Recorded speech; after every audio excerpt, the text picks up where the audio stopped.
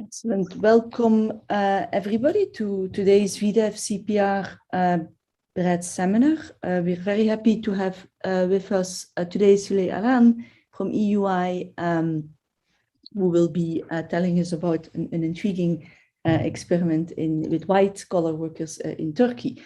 And her co-author, Gozde Corekcioglu, sorry for mispronouncing, I'm sure your last name, is also with us and will be answering questions in written questions in the Q&A.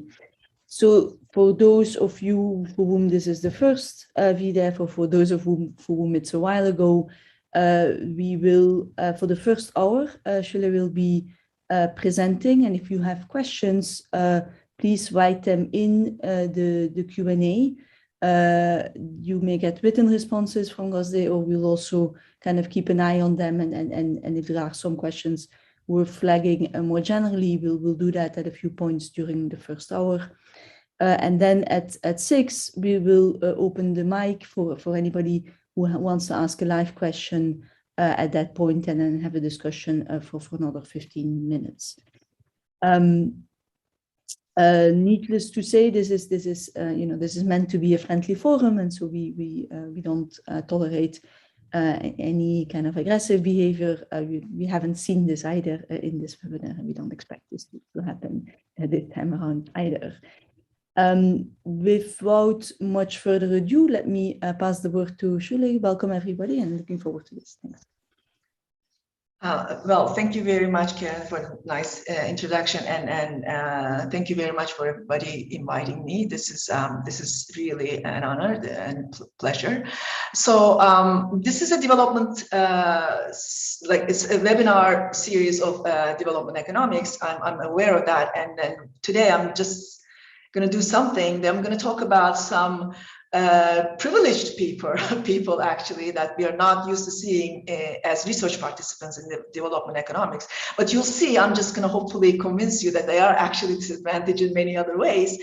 And the research is joined with my former student Gozde Corekcioglu and my colleague in Germany, Matthias Sutter.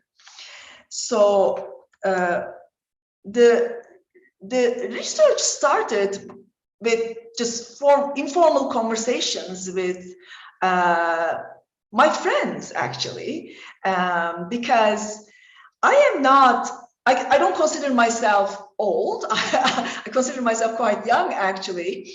And all the friends I know who finished such good university like I did in Turkey, and instead of taking the academic route, some of them took the route of working for state for the government, and the other ones, a lot of them, for large corporations, a lot of multinationals with really good compensations and good life, they were hoping.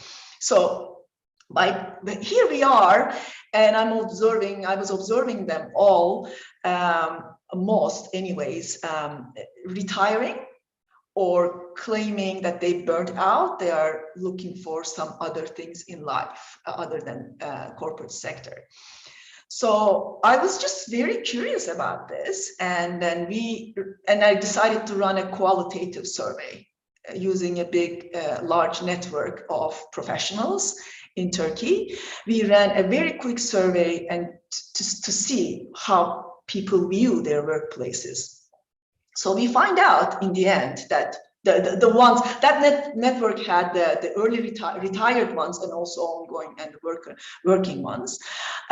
What came out of that qualitative research is always the same. The top 3 reasons for people to feel burnt out or retire early or looking for meaning in life, such early age, is the toxicity in the relational environment. And the subordinates say the same thing, and the leaders said the same thing. Is like, we can't stand how people treat each other. So subordinates basically underline that they are not being appreciated, they're not taken seriously, their ideas are stolen, they're not given credits for good ideas. and the leaders are approachable, rude, and non-empathetic, and leaders would again say that the relational environment is generally toxic, no one can trust anyone, and the subordinates are not understanding the stress they are under, and they have to juggle so many objectives. So this was the kind of qualitative research we did, and then we asked the second question: is this really a Turkish thing, or it's a known thing, right? And then when we start searching, we find out it's actually a well-known phenomenon, actually, in the corporate sector, in the highly competitive, well-compensating companies. According to a 2019 report from a US Society of Human Resources Management, it's a big HR group of organizations, actually. 20% of US employees quit their jobs in the last 5 years due to the toxicity in the workplace relationships. 58% of those blame their managers and the leaders for it. And of course, turnover is costly for firms. No firm wants turnover, and they estimate this turnover to be five-year turnover to be over $200 billion for the US economy. So it's a big thing, it's a big important thing, and the companies are interested in, of course, lowering this kind of turnover and improving their organizational culture, and especially what we are focusing on is the relational culture.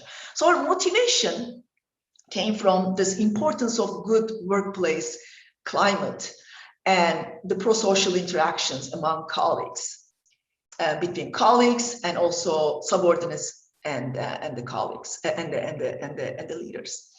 So this is good. This is important for the individual level. We know at the individual level because it implies worker well-being, engagement, motivation. If you're in a nice environment with people help each other and people are generally pro-social, you like working there, you like going there, and you like, that implies worker retention. And also on the firm side, it also means performance, productivity, and in the end, the long-term success of the firm. So this is an important issue for the corporations. So the literature on this, I mean, we don't have directly related literature on this, because in the end, I'm going to show you that we are totally going to focus on the relationships between people. So there are people who are looking at the corporate culture, organizational culture, and the performance of the firm. It's usually correlational evidence. People looked at management practices and employee productivity. And recently we have some consulting interventions looking at improving on, for example, the recent work by Imran and his co-authors looking at some consulting interventions focusing on process improvement and evaluating these interventions, these consulting interventions for the civil service in Ghana. There's also a tangential literature on effective leadership, how the leadership actually affects the climate, and not the climate in the sense, but it's the productivity of the subordinates. So our question here that we are trying to answer is there's a underlying policy question here. The underlying corporate policy question is, can a large and a very competitive corporations seem very attractive to people to work? A lot of people are attracted to work in these places. Improve the relational dynamics and lower toxic interactions amongst the employees. Improve leader-subordinate relationships and create good norms and make them stick. And in that way, lower the employee turnover. So this is these are the questions that corporations are interested in. And our research question is a kind of a narrower version of that, obviously. So can a particular training approach that I'm going to talk about in a while, where the subordinates and leaders learn to interact with each other in a unique way to improve workplace climate for all? So can this particular approach be successful? So what kind of an approach that we're talking about? It's an approach in a broader sense. It is an approach that signals that the leaders care and they are willing to improve the relational atmosphere. And it's an approach where people lower their protective guards against each other, which is very important in these environments in terms of backstabbing, not trusting, and all that. An approach where people lower their protective guards against each other and act in a more pro-social manner. So the design is a cluster randomized controlled design with 20 large, but very large corporations in Turkey operating in defense, chemistry, construction, energy, finance, and textiles. Some of them multinational, a lot of them actually, if I mention their names, you would know them. Some of them have their headquarters in Europe, some of them German, some of them Norwegian. I can't give their names, but they have foreign headquarters as well. And 9 of them currently are floating in the stock market. So we treated 10 corporations and we left 10 to be treated later. Actually, as we see, this is a phase in design. That's what we can convince them for, because then it was pretty hard to convince these guys to be part of this study. And then what we promised them is actually to be treated later. Until after we collected the end line. So we have about 2,500 professionals, 18% of them are team leaders. So we define team leaders quite broadly. Anybody who's responsible for multiple people in a division, in a department, in a corporation, is called leaders. So in our case, there will be leaders and there will be leaders of the leaders and leaders of the leaders. So it's because corporations are generally very hierarchical, we will have those. So about 20% of our leaders are females. So randomization is at corporation level, and we stratified by sector. So this concerns the headquarter employees only, white collar, again, I say privileged headquarter employees only. And the participation in the study was volunteer. So basically, we offered the training we offered the intervention, the training I'm going to talk about later. But we actually asked people to be part of the study in the headquarters. And I'll show you most of the people actually accepted. They wanted to be part of the study. A few of the departments, companies did not want to be involved. And some of them are too small, like compliance departments and stuff, the law departments. Some of them, they just could not leave their desks, basically. They either had to be in the nearby factory, or in the finance firm's case, there's stock sessions going on. They have to be at their desks all the time, so they could not be part of it. So what we did was in fall 2019, clueless about what's going to happen to the world, we visited each and every firm. It usually took one whole day to visit a firm headquarters and put people in different meeting rooms. These are really nice environments. Actually, you go to a headquarters, very luxurious and everything. They have multiple meeting rooms. So we put people department by department into meeting rooms on a kind of a parallel fashion, and we collected data, right? So what kind of data? We collected data using experiments. We collected data on their personal skills, like including IQs. We even measure their IQs. We measure a lot of things at baseline. And also we ran a lot of surveys about the climate, how they perceive the climate, and all that stuff. So we have quite a rich data. I'm going to talk about it a bit later when I talk about the end line. So the idea was to randomize after that and start the treatment. But in winter, it was obvious that something big was coming, and we pulled back. So intended timing of implementation was interrupted. And then we waited. We thought, you know, in spring we could do this. So in spring we couldn't do it. In summer we couldn't do it. And then in the summer we talked to the companies, and companies were totally open to the idea of doing the intervention and the training and the workshops online. So we switched everything to online in a very short period. We prepared everything, not us, but the partner that I'm going to talk about, prepared everything. And then and in fall 2020, covering spring 2021, intervention was implemented, and we collected the end line in summer 2021. So this is what I'm going to show you is the short-term results, and I don't believe I will have long-term results because now the control firms are being treated at the moment. So so this is what we are going to see. So what was this intervention? So we partnered with the right guys. We partnered with a consulting firm established by burnt out corporate professionals, basically, and just started a movement at saying that the life doesn't have to be this hard in these places. So within this movement, they start using very unconventional methods of training companies. Their methods were a lot of, like, one of the methods they use that we like, and I think it was very effective, was creative drama. So they would go into these companies in person.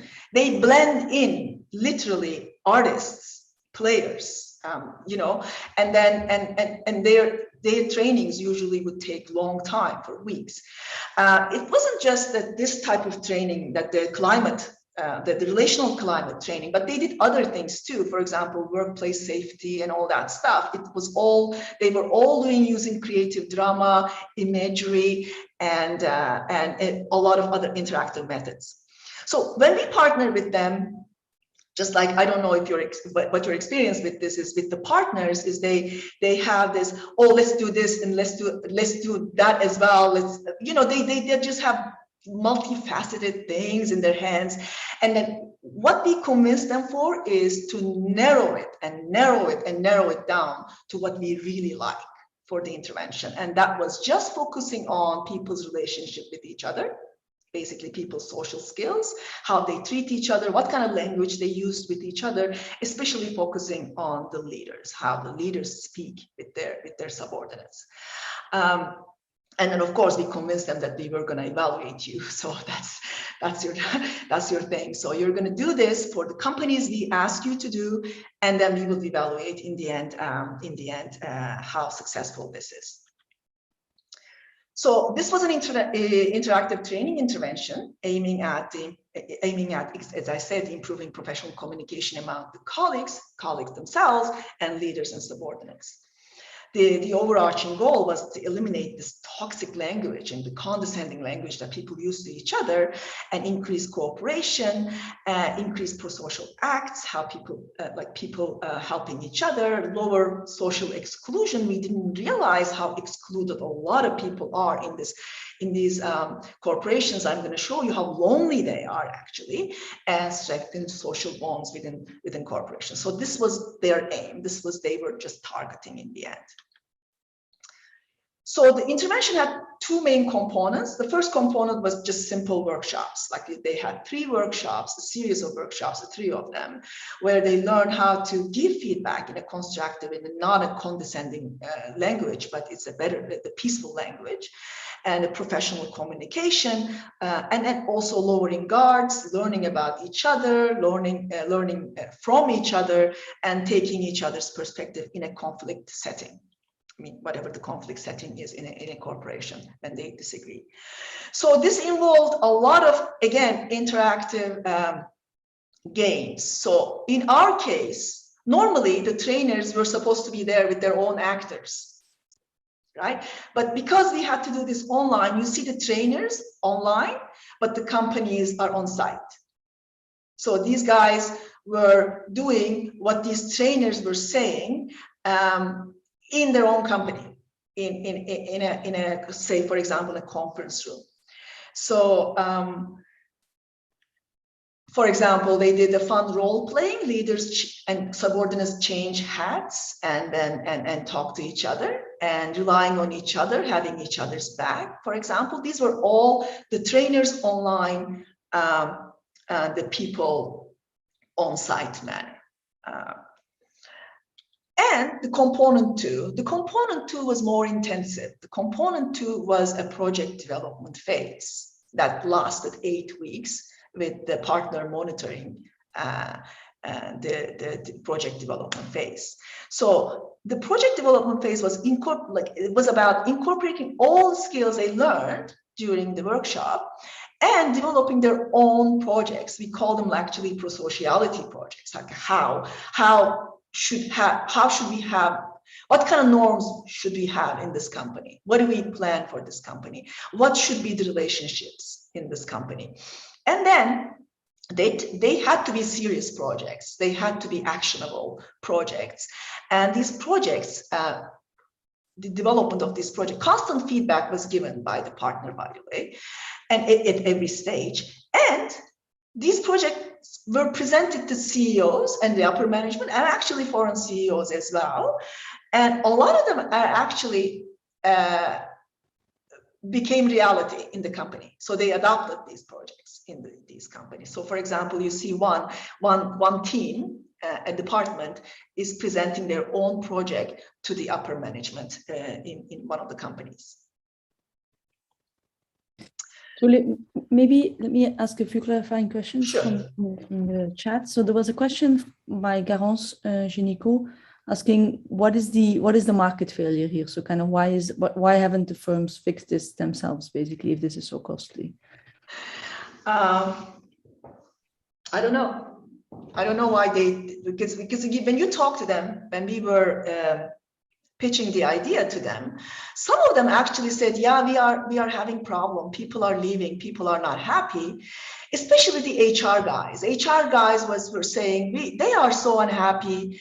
We need to do something. And in fact, a lot of them were complaining about the upper management, saying upper management doesn't listen to us. Upper management don't see this as a big problem, right? And then we were trying to tell them this is a big problem. We have to make this place a better place. So they are aware of it, but action and what kind of action, what kind of training, what do you do in the extensive and intensive margin? They just didn't know, right? Maybe they will learn. Now they will learn.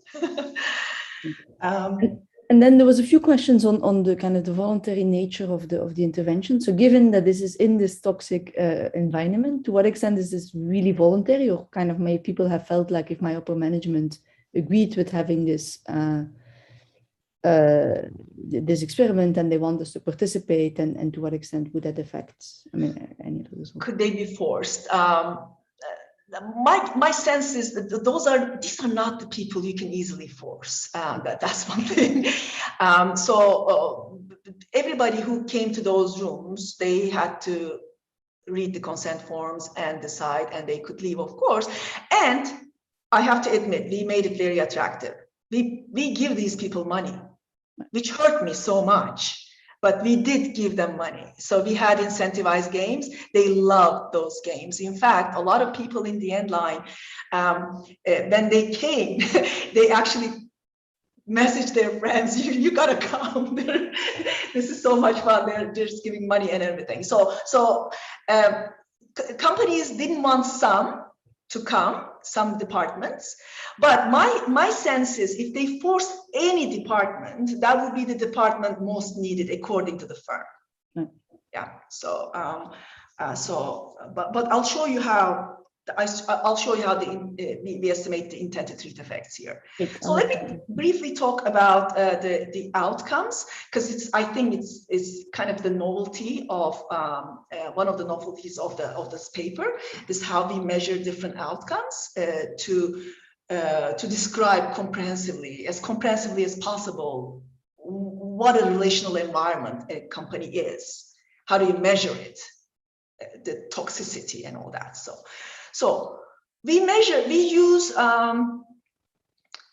different tools. Like we had a large toolkit I like large toolkits, and one of them is just incentivize experiments. The other one is survey questions, and we use the network templates to elicit networks in the company, within the company, and also we have some admin data. So this is our toolkit to describe and characterize the toxicity and the relational environment in a company. So we measure social skills, or if you will, it's actually the social skills via experimental incentivized experiments. So in the end line, what we did was we played 3 games. So this is how they earn money, and quite a bit of money at the time. So one of them was a performance sabotage game. This intends, in our mind, this intends to measure the toxicity in the environment. So what we did was, because we put people together in their own department in a room, in the end line, this was a Zoom room. Imagine a Zoom room that all the departments are like one department, like in defense company, the helicopter department is together, right? So they play 2-minute competition task. It's like a meaningless task. So you see some gibberish letters and then you type it, and it's just annoying. If you type it right, you get more rights, and then it's very hard to type it right. It's like capital letters, numbers, and stuff like that. So basically, you play this against an opponent you don't know. So anonymous, but you know it's in your he's in your department or she's in your department, right? So we match people like that.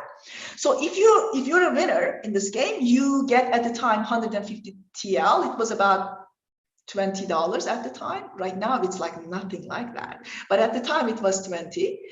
After this game, they still don't know who won. If you win, you get 150. If you don't, you get 0. Yeah. So it's a zero-sum game. And then what we do is that without them knowing who won, we offer them 50 lira sabotage endowment. We don't. Yeah, we just we say, here is your extra 50. With each 10, 10 lira, you can destroy one correct answer of your opponent. You still don't know you're the winner or loser, but you can actually increase your chances by destroying the other person's correct answers. So the amount of sabotage endowment, and this is of course costly, we make it costly for you. So the amount of sabotage environment used is our measure of toxic competition here. So the competition is a good thing, but destroying other people's output is obviously a bad thing. And the second game we play is a standard trust and reciprocity game. In this game, again, we match people within departments. They don't know who that is, but it's within department. And we give them endowment of 100. The game is very standard. You actually, you decide as a sender, you decide how much of your endowment you're going to send to your partner or your pair. And the amount you send, we triple. Us experimenters triple the amount, and that other person gets the tripled amount. And then the receiver has to decide how much she should send it back to the sender. So the amount, of course, the ideal environment, ideal, beautiful, I would say Scandinavian environment. We always gave them an example of Scandinavia, right? Look, Scandinavia, everybody sent 100. They triple to 100, 300, and everybody is richer, double. But in a kind of a South America kind of environment, you don't send anything and you're poorer, right? So the amount you send is our measure of trust, because you don't know how much of it is going to come back. And the amount that, as a receiver, amount you sent back after you receive this kindness, amount you sent back is a measure of reciprocity. Everybody became a sender and a receiver sequentially, so we have everybody's decisions there. So we know what would you do as a sender and what would you do as a receiver. So, And the third game is an inequality aversion game. It's a simple ultimatum game. We give you an endowment for 200, and then you can offer some of it to your pair again. And then if that offer is rejected, you are both 0. If that offer is accepted, we split it in the way you. So the idea here is that you have 200. The economic theory says epsilon amount should be accepted, but it's never the case in the field. People, you have 200, you give me 2 lira, I will reject it, and we will all get 0. And you'll see it's usually half-half. People try to split it into half. With real nice long item response questions, we measure the workplace climate and the relational atmosphere in the following way. So we use item response questions and constructed 5 workplace climate indicators, right? So one of them is where we measure the workplace satisfaction. So questions like, we have multiple in each. So I'm just giving you an example of each and every one of them. I'm very glad that I choose to work at this company. For example, this is one of our item response questions of the workplace satisfaction. And another one is perceived meritocratic values. This we valued a lot because a lot of these companies, people feel like meritocratic values were not there, so they had no chance of advancing their careers and everything. And the questions like, my chances of advancing in my profession and career are high in this firm. And then we measure how collegial the department is, and with questions like, my department colleagues protect each other against an outside criticism. And we measure behavioral norms with questions like, how often do you observe your department colleagues helping each other, gossiping about each other, those type of questions.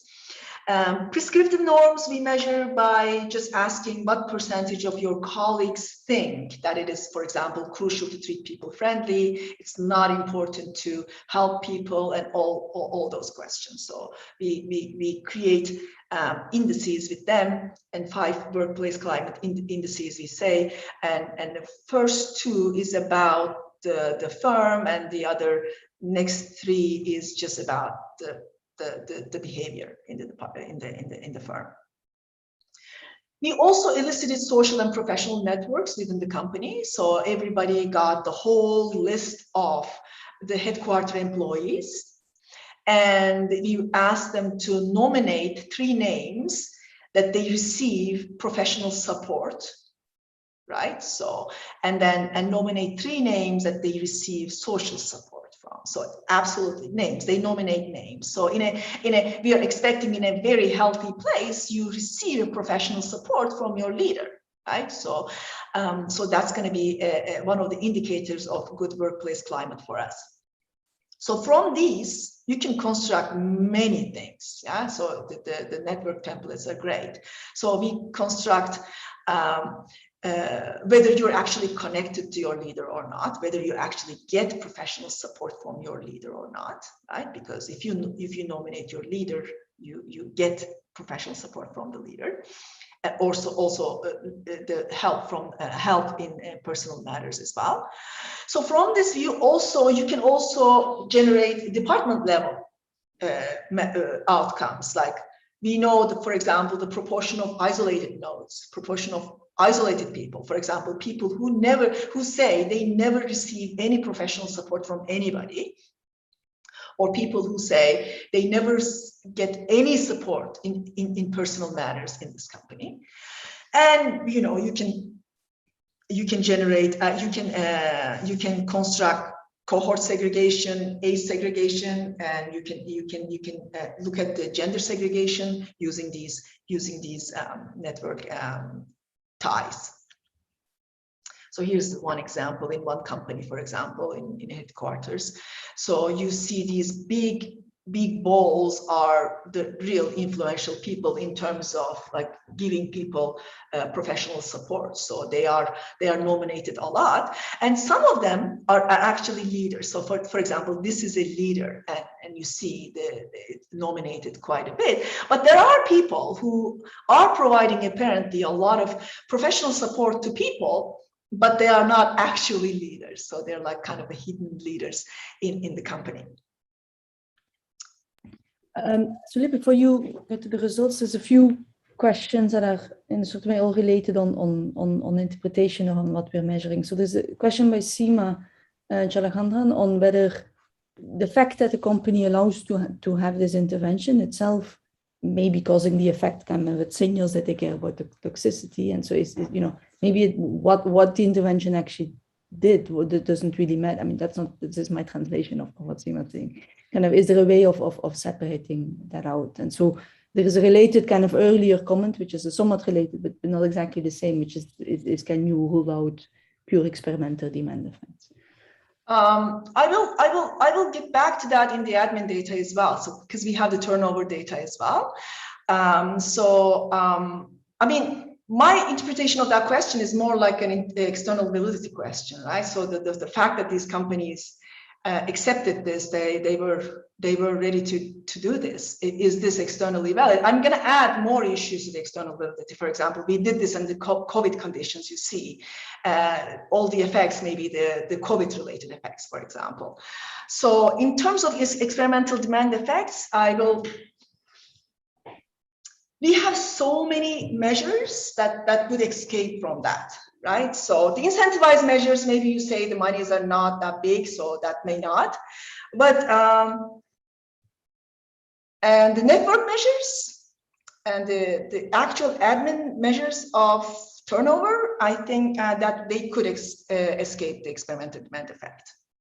So we discussed this quite a bit in the paper, but I believe the consistency of the results across kind of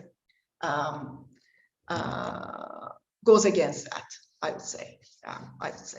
And so just to, if I understood Seema's question correctly, wasn't so much that, you know, it's not so much one about external validity, but more about, you know, this kind of, do you have a sense of whether the actual intervention, the content of what you did, and you know, because it's a pretty elaborate kind of training with these actors, etc.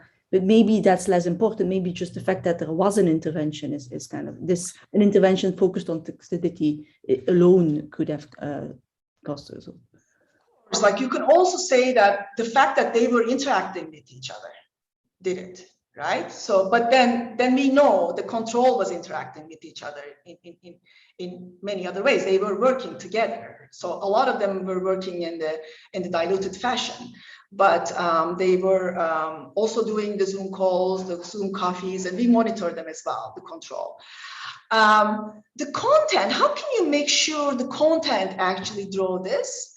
Again, with the surveys, inline surveys, we look at it and it looks like a content actually draw this. But if you remove component A from the content, what happens?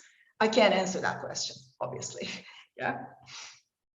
Great, I'll let you continue. Thanks. Okay, so here is going to be the intent to treat estimates. It's very straightforward, actually. The outcome Y of employee I in department D firm F is going to be estimate the function of the treatment dummy, that's the firm level, and vector of all the observables we actually measure in the baseline, and the sector stratigraphics effects. So just let me show you what this whole thing means in terms of mean comparisons. So as I said, this is the headquarters only. These are large guys with thousands of employees, but we are only focusing on the headquarter white collars. So headquarters, the treated headquarters, we have 69% of people wanted to be part of the study. And that amount, that the percentage is 73 in the control group, and it's not statistically significantly different from each other. So these are the study participants. These guys are the ones who were excluded by the firm, right? So we don't have any data on them, like the survey data, network data, the games data, we don't. But we obviously, we have the admin data on them as well. So we could look at the spillover effects on turnover. So, but these guys, we have everything, right? So what we are going to have, and among these guys, the treated group on average is 38%. But for the leaders, it's close to 60%. I think it's over 50, definitely over 50% of the leaders were definitely treated. Okay, so what we are going to do, of course, this yellow bit is going to be compared with this yellow bit. So that's what we're going to be doing, and these are the first set of results. So we're going to look at this as a full sample, subordinate only sample, and leaders only sample. So to see who's driving the effects. So when we look at the full sample for the social skills, the experimental outcomes. So in the control, you see, let's look at the sabotage endowment. In the control, 23, almost half of the sabotage endowment was spent. That was shocking. I don't know how to compare it with anything else, but people actually sabotaged each other. And that amount is significantly less in the treatment. So we have no effect on trust. So it did not, the treatment did not affect how much you trust your colleague, your department colleague. But reciprocity was moved significantly. So what was reciprocity? So you get the amount from your colleague. So in a way, this is a kindness you receive and you reciprocate. So you're the treated professionals reciprocate more when they receive something. They didn't trust more, but they reciprocated more when they receive the money from their colleague. So we see no effect on the ultimatum offer or the offer accepted, but you look at the control, people give a bit more than half.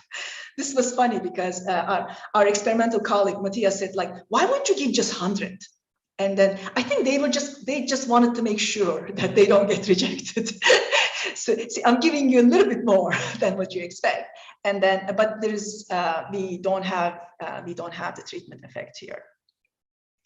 So when you look at the subordinates and leaders separately, I don't see, if you look at the equality, I don't see a consistent picture of them being very different, right?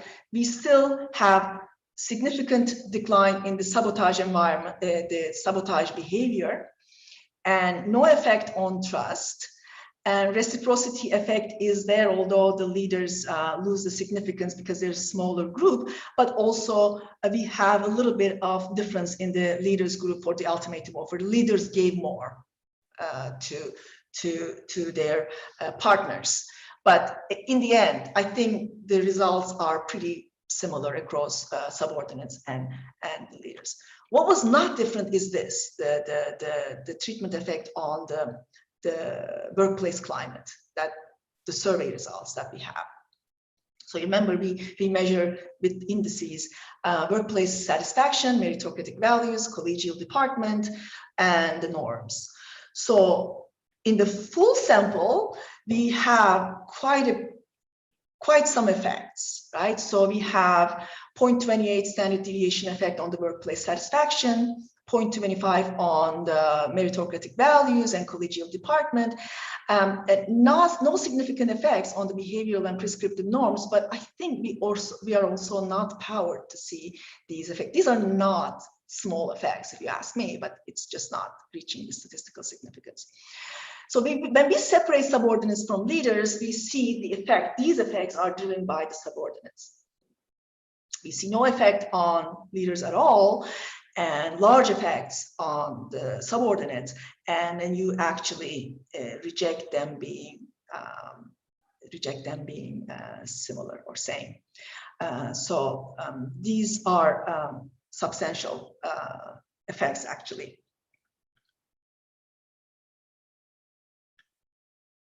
I'm pausing here, it's just in case you have a question. So let's look at the networks. In the full sample, to me, it was quite disturbing to see in the control, 10% of people basically said they received no professional help in this firm, in their own firm. And 20% says they never have any, they don't get personal help in their firm. So these are the places that they spend. I mean, we work long hours, but those people work long hours too. They work 10 hours or so, and imagine they have no help. So these numbers seem very large to me. When we actually feed this back to the companies, they were shell-shocked as well, right? So it's like, what? People don't have any help. People are lonely. They just didn't know. So when we look at the treatment effects on those, and we do see a decline, and that is reflected with what we call in what they call in the network literature the department density. Think about all the links that could be formed in a department, professional links or the friendship links, how much of them are actually formed, right? So that tells you the department density, the network density, and that's a great increase on that. There's a good treatment effect on that, actually. We see no effect on the cohort segregation. Cohort segregation, we put this here because a lot of companies said, well, we don't talk to young people don't talk to us, and that sort of thing, but we see no effect no treatment effect on that anyways. When we look at the subordinates only, we see the effects strengthen quite a bit, right? So in the control, we see 7% of people feel professionally isolated, and 12% of people personally isolated, and the numbers substantially declined due to the treatment. Here is our real outcomes. In a way, you can think about we have two admin measures. One is the quits, and the other one is the promotions. Why quits? So again, the context was the COVID context. We didn't want to wait. We wanted to run this, and the companies wanted to run this in this environment. So that was also the environment where the Turkish government imposed no firing. So you could not fire anybody during the pandemic, and the ban was lifted last July 1st. It was lifted completely. So what you see here is pre-July 1st numbers. So all the numbers represent voluntary quits. So we have no firings, either voluntary quits or voluntarily saying I'm retiring, right? So these are the voluntary separations. That's why the numbers are small. So the control mean is 5%, right? In the baseline, the turnover rate, annual turnover rate is 15%. And it's much higher in finance companies, much lower in construction companies, but overall it's 15%. So in the end line, we see this tiny number. These are the quits, and the treatment completely, to our amazement, completely eliminated that. Completely eliminated the quitting behavior. Did nothing to the promotions. And when we look at the subordinate, we weren't expecting anything from the promotions, but we still have the data. So the subordinates and leaders, when we look at them, I think the effects are totally similar. They're the same, right? We don't see any difference in these two groups. Now we can look at those people who were not part of the intervention or the study at all. So we don't have any information on them other than their gender and then which department they work in and all that. And of course also this admin. So there is no effect on them whatsoever. So we see 1 star here, but if you look at the wild bootstrap values, it's just I believe it's just nothing to pay attention to. So one reason was that there was no spillover in our mind is that the companies did not separate people. So you don't be part of the study, you don't be part of the study. What they did was they took departments. So the compliance departments, the stock market department, and the departments are all like interdepartment communication is not as big as within department communication also. So I am actually not surprised that they had no effect on the non-participant sample. So before you go to theory of change, there's a few kind of interpretation questions in the Q&A. One of them is from Rajesh Ramachandran, who's asked to understand the quitting result, what does the control mean, translate to in terms of number of people? Although number of people? You should be able to figure that out from the observations, I guess. Sorry. I wouldn't, I'm not sure. It's like if it's half, almost. Yeah, you can calculate it there. Yeah, exactly. Yeah.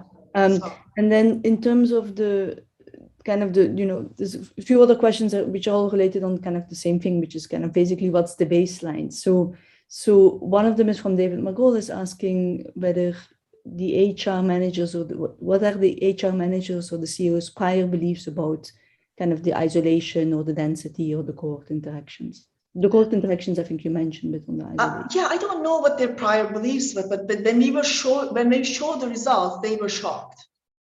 They were shocked, right? They were shocked. Yeah. All of them were shocked. I didn't see any. Well, I didn't. Well, the HR people were just usually nodding. See, we have been telling you this is bad. In the inside, I don't know. They would know as numbers like that. These kind of measurement was so new to them. They were quite excited about this, especially the HR managers, right? But even they were, I think, they found the numbers huge, the isolation numbers. And then one more on isolation from Katrina Kappel, which asking, she's surprised that the subordinates are less isolated than the leaders. Yeah. And why that might be the case. Yeah, so basically when we look at the potential channels, why this is working, it's actually the leaders are so unhappy. Because a lot of the leaders are unhappy about their leaders. I see. Right? So it's normal. You can imagine you could be so isolated as a leader.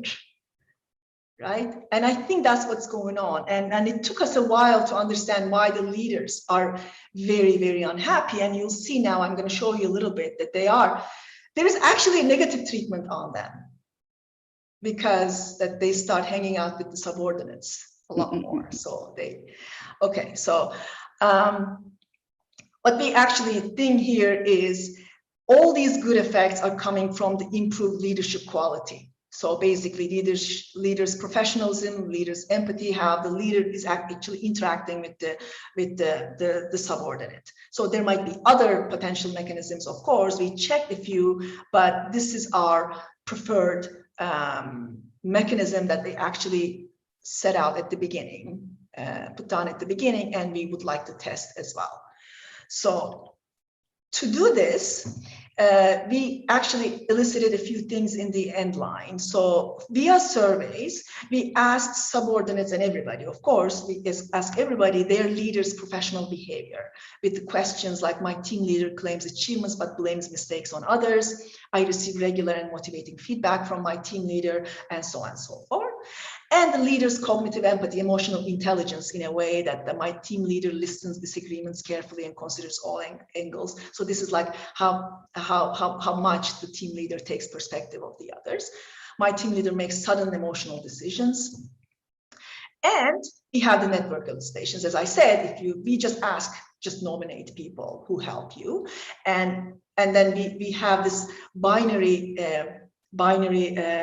outcome, whether you actually nominated your team leader as a professional health provider and whether you actually nominated your team leader as a personal health provider. So we have these to look at and kind of substantiate our mechanism claims. Also, this treatment may improve your own social empathy, own perspective taking ability, own things. So we are going to look at that as well. So for these, we have questions that sometimes I try to understand my friends better by considering their perspective. If I'm sure I'm right, I do not waste too much time listening to other people, and so on and so forth. So here, if you look at all these measures, what happens is, let's look at the subordinates and leaders separately. So in terms of leaders' professionalism, there's a very good treatment effect. So in treated professionals reported much higher, 0.25 standard deviation higher professionalism in their leaders, 0.28 standard deviation higher empathy in their leaders, and they are 10 percentage point more likely than the controlled subordinates to nominate their leaders as a professional help provider. We do not see any effect on the personal help providing or on empathy. And that implies, so that's connection to the leader result, this 10 percentage point is at about 16% increase in connection to the leader due to the treatment. If you look at the leaders, you see this weird effect. So the leaders are 16 percentage point less likely to nominate their own leaders as a professional help provider, and for the help, personal help is 14 percentage point less likely. So we actually ponder over this quite a bit, and then we looked at several things, and then in the end, we saw the following. First of all, they are more likely to nominate a subordinate for the professional help and the personal help. So that kind of makes sense because they were in this training together. They did all these activities together. They did those project developments all together. So they got connected with each other. So, and then after this, if you have a problem with your child, you're more likely to talk to these people than your own leader. The second thing we looked is like, are these people, it's kind of suggestive, it's not causal, are these people the ones whose leaders were not in the trainings? And that is the case. Yeah, a lot of those people who are not nominating their leaders as professional help, their leaders were not part of they didn't come to the workshops, they didn't come to the the project development sessions. So that's suggestive, of course. That suggests that the leaders become unhappy about their own leaders. So partly because their expectations increase, and then or they realize what a good leader should be, and then they don't see it in their own leaders. This is one of the explanations we have. I think there was a question before I. Yeah, maybe Rajesh has his hand up. Maybe we'll let you first finish the summary and then. Okay, because there's a lot of heterogeneity results. People usually ask about heterogeneity. I'm not going to go through it, but if the questions arise, I can tell you. So we evaluate a unique intervention that aims to improve workplace climate. We find that the treated professionals are more prosocial, less inclined to engage in toxic competition, report higher workplace satisfaction, cooperation with colleagues, and better meritocratic values, increase professional connections to their leader, and they are less likely to quit their jobs. And we show that it's at least partly coming from improved leader-subordinate relationships, and then we measure this via surveys and network links. One thing I need to tell you, heterogeneity, you're going to ask me about the gender heterogeneity. Treatment effects do not differ across gender, but one thing is important that we find: most treatment effects are driven by the people who are under female leaders. So they were more engaged, they did this better maybe, but the departments under female leaders have better larger treatment effects compared to with the male leaders.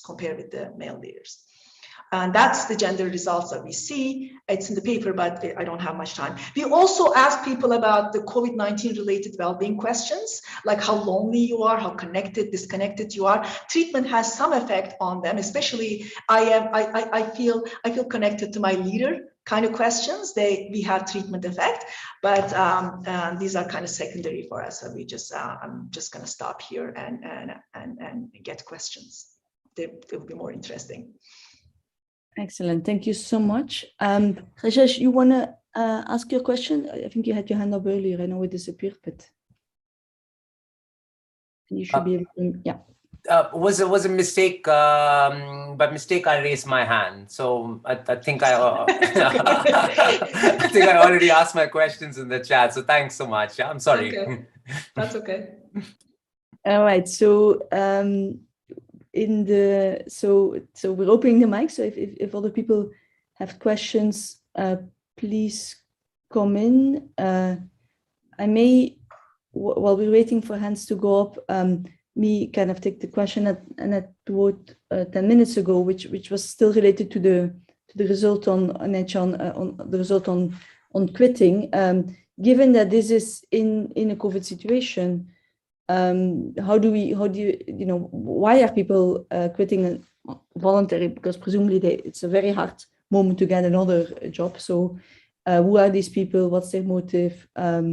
And I think you mentioned that it used to be higher. Much higher, yeah. COVID. And I guess, but maybe a little bit related, since firms weren't allowed to fire, is this kind of people, is some of these people being kind of pushed out and kind of, that's, so they're basically, you can't really fire them, but you can kind of, make them so miserable that they miserable. That could be. We could directly ask this to those guys and see. Probably they wouldn't tell us if they did so, but it is possible to make someone quit without firing. And these guys, of all people, would know how to do it, I'm pretty sure. So yeah, that is a possibility.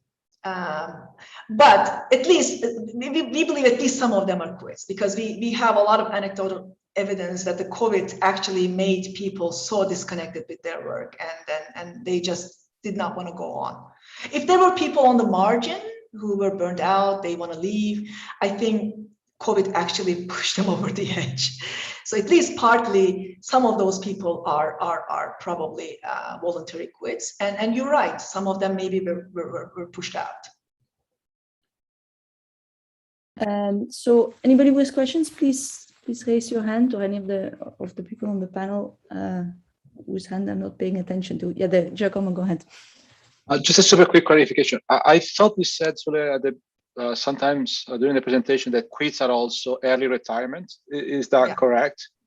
So yeah. maybe that's the key to think about this. I mean, the marginal employees who are about to quit, instead they get early retirement, and I'm guessing this was actually somewhat seen positively by policies in general during COVID time. So I know that as a fact, I guess, across other countries. So maybe that's the quit. So we could look at their ages. Yeah. We know when this early retirement happens. So basically around my age, it happens, right? So we could look at that, the age heterogeneity in that, and see most of them are coming from those people who I'm hoping a little later than your age. I mean, this is like, they are leaving my age, right? So then they say, I've worked a lot. And I cannot take this anymore. Life is too short. So this is the time that actually they start looking for meaning in life, and yoga and all that stuff.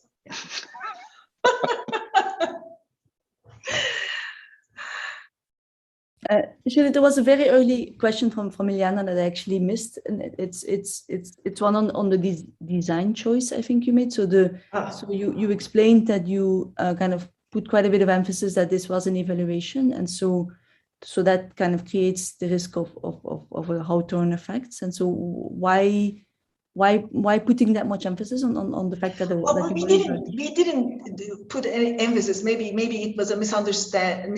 Like I maybe misconveyed this. We didn't, but when we agreed with the consulting company that they were not going to charge the firms. We were paying. Yeah. So we are paying. And that's something they've never heard before, right? Somebody else is paying for their consulting job. And we said, we will do a lot of measurement. So we just, before and after, we will do a lot of measurements. So they don't even know, the consulting company didn't even know we were running an RCT, for example, right? We told them which firm to treat, and that's what they did. So, but they knew that we were measuring. They were, so in a way, probably they knew that we were kind of evaluating them. They are not stupid people, they are smart people, they understand this. But we never had an explicit discussion with them, we are evaluating you, and you know, act accordingly or anything like that. No, no. By the way, they do know, like the companies do know now. Okay. After, because they wanted to see the results, they wanted to know all of that. So all of these that you see in a kind of a company way, we explained back to them. So everybody got a feedback on this. So they knew they were part of this RCT now. And so I guess that it's a bit related to and this is going to be a hard question, but so is there a sense that some of what the intervention does is kind of postponing the inevitable? Kind of for a short period of time, you make the climate better. They play these games together, or they did the teamwork, and they kind of may think, oh, maybe this is going to work. Let me give this another shot, and then kind of a few months later, they realize kind of everything is back to square one. Okay, I mean, that's a bit of a pessimistic way of looking at this. So the way I look at this is it just shows the companies that there's something to be done, right? So it's something that you could put effort into, right? So if you do that, there may be good results. And if you do this extensively, continuously, consistently, and give the signal that you care, maybe it's going to be long-lived.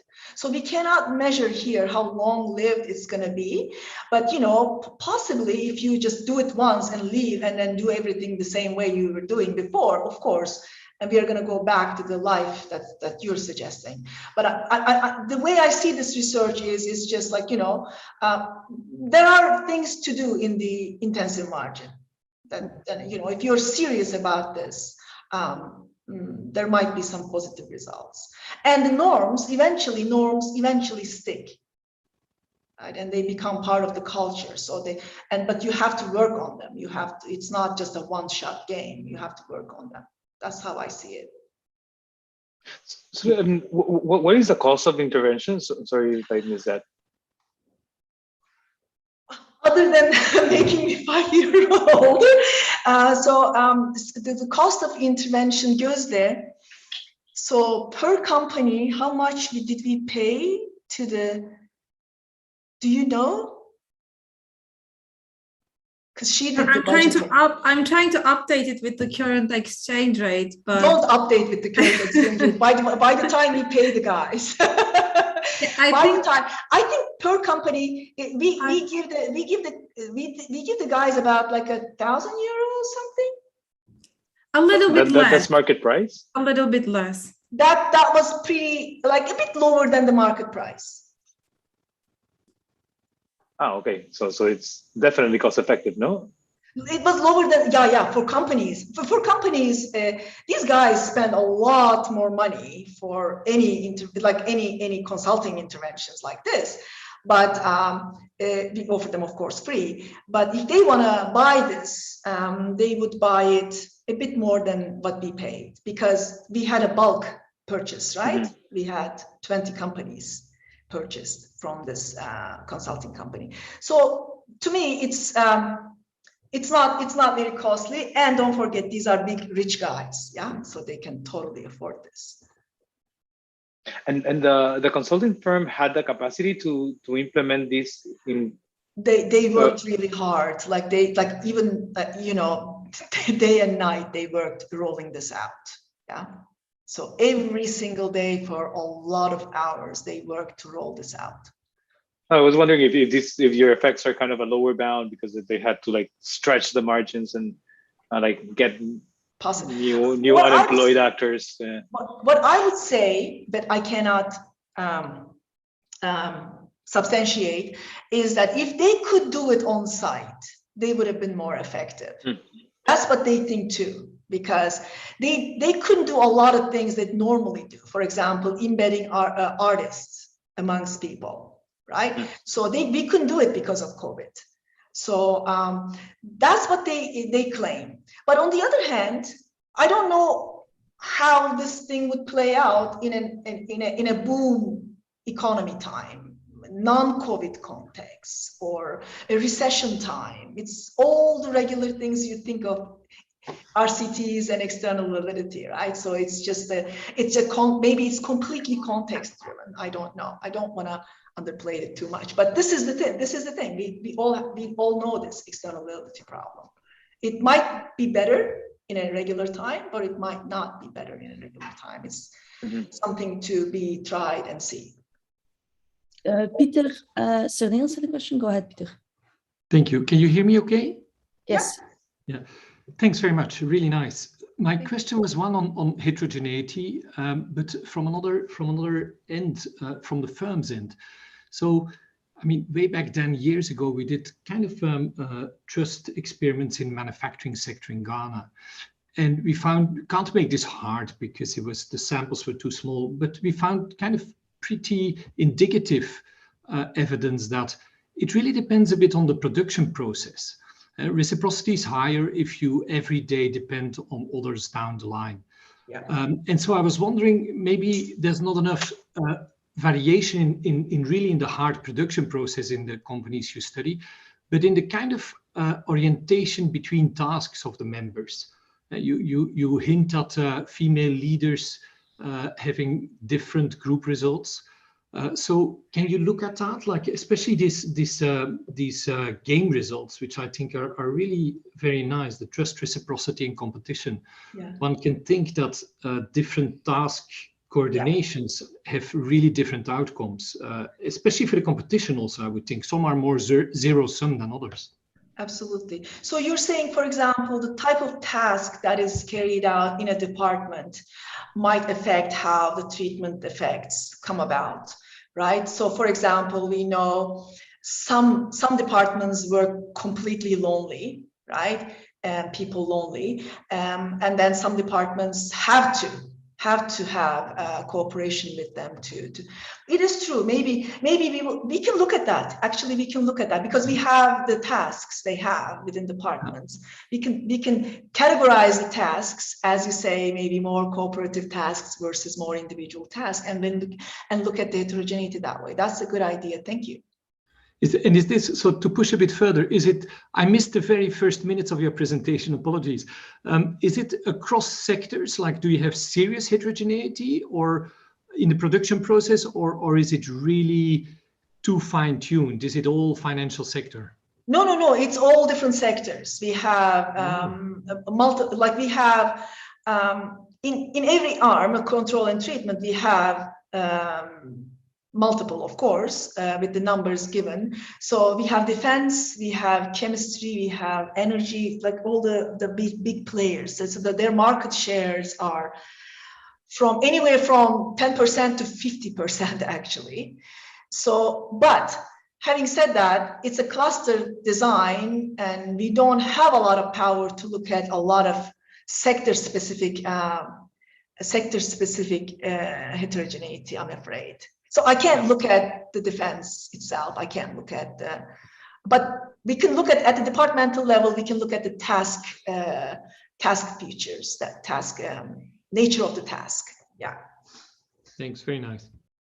Sule, and just one related thought, which is that I'm not sure this is possible, but I wonder whether for some of these departments, kind of you can distinguish other departments where kind of you may not want to collaborate with the boss because you may want to become the boss versus other departments where that's just not possible given the type of skills or kind of profile people have. Kind of is there, we think of these environments, or at least they're competitive because people are feeling that they're competing with each other, and so to what extent is there heterogeneity in that? So we do at the baseline we measure their competitiveness.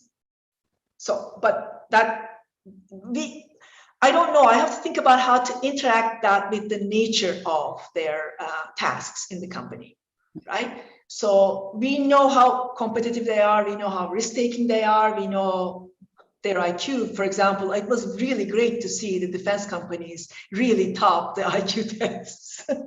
So at least we know that all the Turkish engineers are actually smart people. So we could look at this. We could look at how the baseline competition interacts with that. Is that what you're saying? So we can look at how the treatment effects are heterogeneous across different competitiveness levels. Well, so there is the individual competitiveness, but there is also the fact that, I mean, it's building on what Peter said, in certain departments, I guess competition may pay off more than in other departments. And so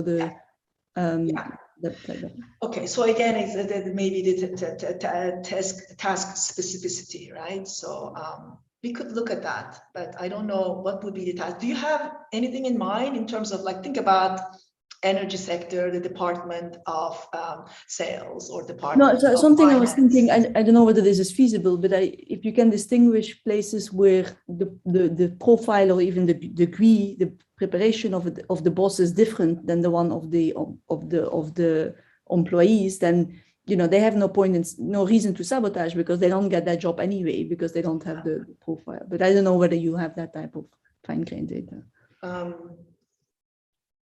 We could look at that, but I'm not sure how, at the top of my head, how we can get at that actually, Karen. Right. I think we're out of time, and I know you have a dinner to get to. So thank you so much, Sule, for this thought. Kind of lots of food for thought, for sure, and a nice, and it's good to have variation in the VDEV and to think of different actors. Okay, thank you so much. And also, I mean, this is what I'm passionate about at the moment. That I'm sorry, maybe, yeah, I didn't warn you at the beginning. This was about some, white collar privileged people, but I think it speaks to us as well, to academia. So thank you for inviting me. It was fun. It was a pleasure. Great, thank you. Take care, everybody. And so for next, in 2 weeks, we have the last VDEV from the semester with Dave Donaldson from MIT. See you soon then. Take care. Bye. Bye. Bye, everyone. Bye-bye. Thank you. Bye bye.